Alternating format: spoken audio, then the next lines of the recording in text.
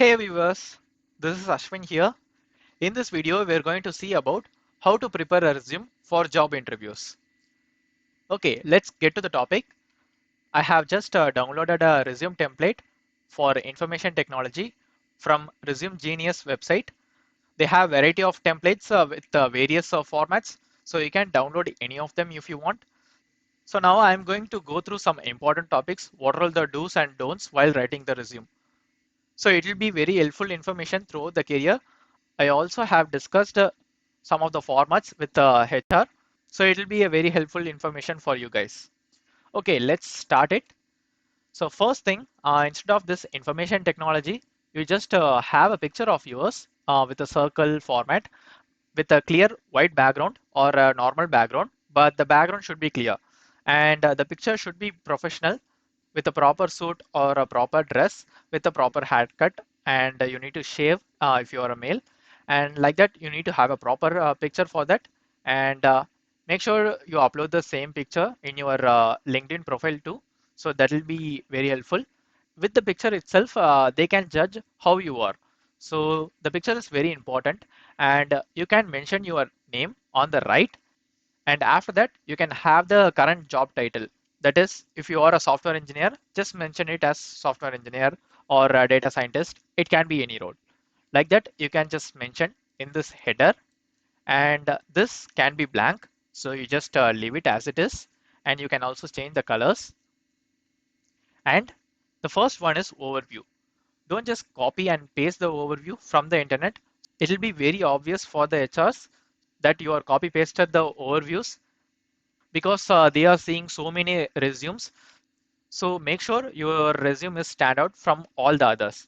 Even if you are using a template means, try to change the colors and other things. It will be very helpful to stand out the resume from the crowd.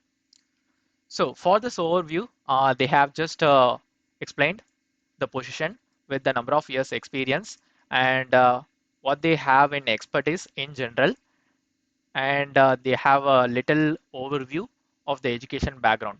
Like this only, you can just go for flow. If you don't have enough experience, or if you are a fresher means, try to have some experience, at least 1 year, for freelancing or any other interns. So that will be a good boost compared to other freshers. So if you mention some years of experience means, it will be obviously put yourself in the first. And then don't use some filler words like I'll be sincere and I assure you I will do everything. Like that, don't put some filler words. Just be honest in the overview, because this is like a full overview of your resume. Even if the HR don't have time means, they just read the overview, because it already have the overall information about you. So that is the overview. And the next important thing is the contact information. Try to have a clear contact information. By using these symbols, they have just clearly avoided some words. So symbols are better representation. So this is for phone, this is for mail ID, and this is for location, and this is for LinkedIn. As I already mentioned, try to create a LinkedIn profile and have a detailed professional experience, and add all your experience in your LinkedIn profile with including your projects and other links like GitHub, HackerRank, or any other information. So that is about your detailed overview. Even if you are mentioning a LinkedIn profile in your resume means, try to make it as a hyperlink, so that the HR can directly click the link and go to the corresponding homepage of your LinkedIn profile. So that is another important tip. And make sure your location is so short, like a city and a general street address. That is enough with a pin code. Don't go for more than 2 lines. That is bit of a overkill. And the phone number and email ID, make sure you give a correct phone number and email ID. And also make sure your phone number is working all the time, because that is the only way of contact for the HRs to directly contact you if the position vacancy is very urgent. So make sure this phone number is available all the time. And the next part is education. So here they have described the educational history on the degree with the college and the passing year. So that information is enough. Don't go that much detail. If you want to add a CGPA means, you can also add. That is also an important metric. If you have higher CGPA means just mention it in your resume, because while filtering the resume, the bots will usually pick up some numbers, and based on the numbers only it will filter out. So if you have higher CGPA, make sure to mention it, or else just leave it as blank. And don't mention your whole schooling experience like high school like that and all. Just mention your college experience and master experience. That is enough. Don't put so many information about education too. And that's that. Next, the skills. And as you can see, all the related categorical skills are highlighted here with a slash. So if you have multiple skills in the same domain means just add a slash and give a short form itself, because you can cover all the skills in a single resume. So make sure you highlight the important or the most expertise you have in. So if you have high years of expertise in the above two skills means just mention that in the top, and the weakest skills or not that much important skills should go to the bottom. And if you have more experience means try to update the skills over time, because based on the market you need to have the specific skills for that. So if you are applying for data scientist job means make sure you have mentioned all the recommended skills for the data science. And don't put all the small stuff in skills like Microsoft Office, PowerPoint, like that. Don't put everything. You can just mention it as Microsoft Office. That is enough. If the role is mostly related to Microsoft Office or some other small software tools means you can mention it. Apart from that, if you have a common skill means just mention the common skill. And the third one is certifications. So for certification, usually people think you can put any certification you want, but it is not the case. For certification, it should be valid. That is, need to be professional. You need to write a proper exam online or offline. So you need to at least pay $120 to $180 for the certification exam. That is more of a professional kind. Don't put so much certifications that you got from free courses like Coursera, Udemy, like that. It's not that much worth also.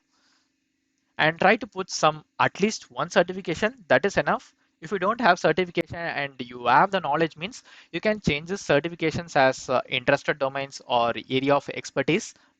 Nowadays, people don't go for certifications because they think it's not important, but in the filtration process, they recommend at least having one certification. That is very helpful in the screening process. If you don't have certification, try to mention the certification skills in the area of expertise section. Even you can prove your skills in the one-on-one phase interview, so that will definitely get you a job. But over the period of time, if you are going for a higher role means try to have some certification in that particular domain.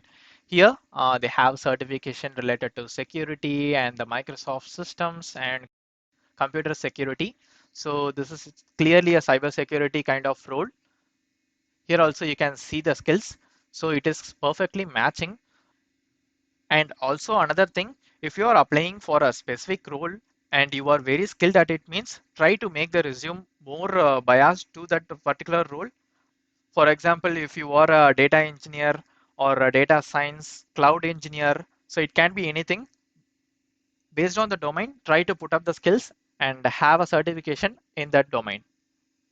And apart from these three categories, you can also add another category as awards and achievements. So that will be your extracurricular activities, kind of similar to that. So it can be of sports or any kind of things. Even non-academic is acceptable. For example, mine, I have three Guinness World Records, so I can mention it in the resume. Mostly it will be a more concentrated topic than any of my skills. Even I have some academic certifications and other things. That Guinness World Record, it's a highlight of my resume. Even in interviews, I used to talk about 10 minutes about that Guinness World Record itself out of 20 minutes interview. So that is a major booster for you. It should not be like higher achievements. It can be any achievements that is unique from others. That is the objective. You should be stand out from the crowd. If you automatically stand out from the crowd means you will easily get the job without much competition. Okay, let's go to the next phase. So this is professional experience. In the left pane, you can see the timeline they have mentioned. He has started his career around 2011 to 2014. He worked in this place, and after that, 2014 to present, he is working in this company. So the first advice is don't switch jobs frequently and mention all the previous jobs in the resume. Don't mention more than 2 professional experience. That's why you need to stick to a company as long as possible. If you stick to a company like more than 3 years means the new recruiter will think this particular guy will work for us for a longer period of time. So it will prove your loyalty.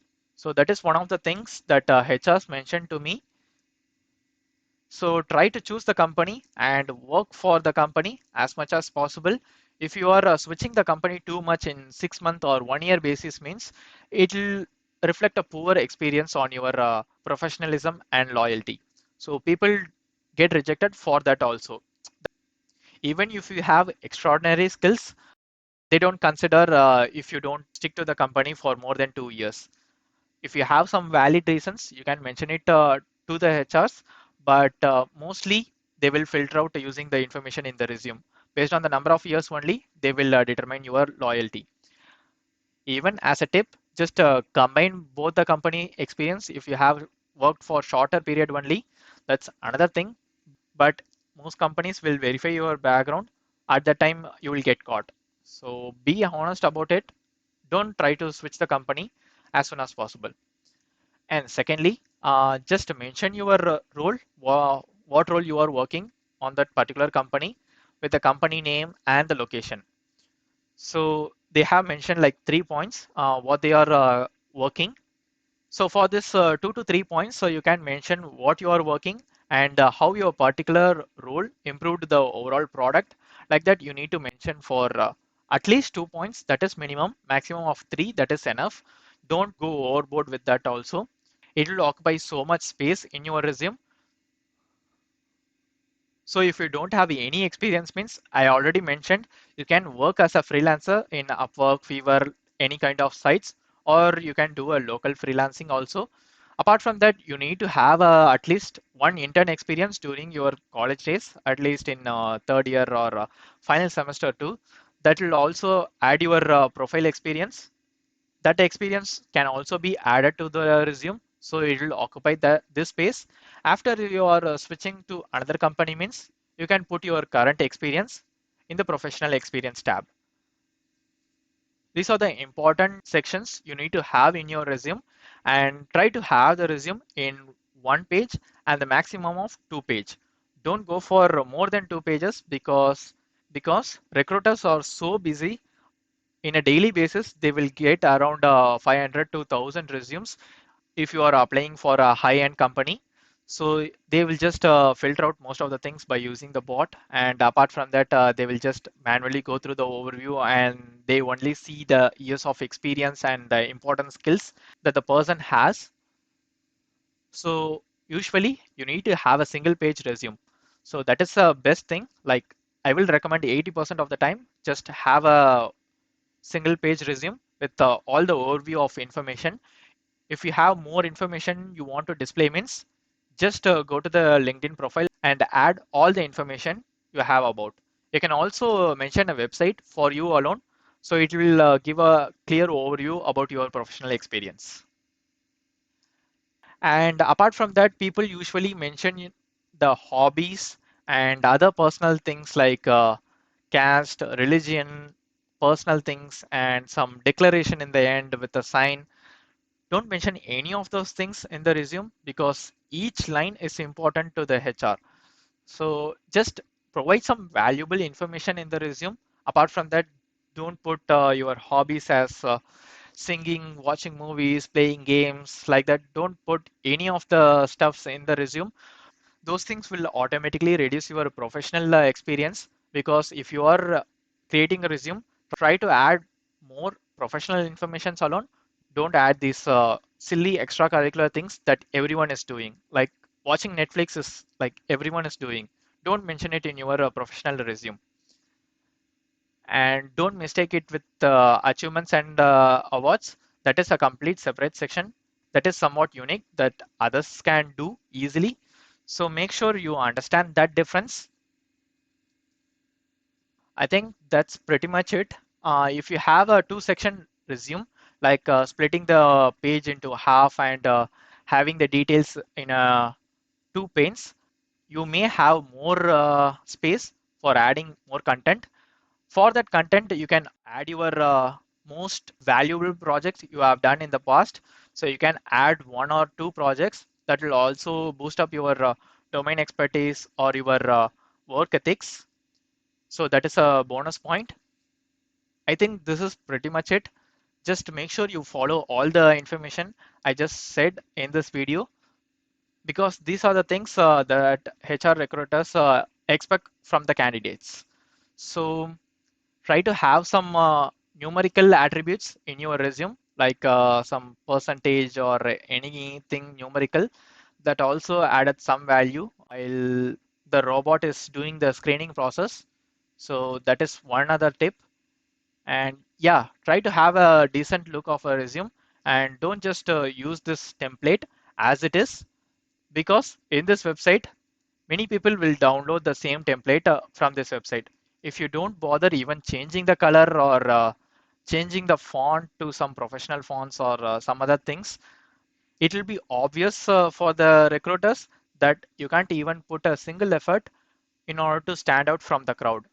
They will just avoid the majority and just concentrate on the unique candidates.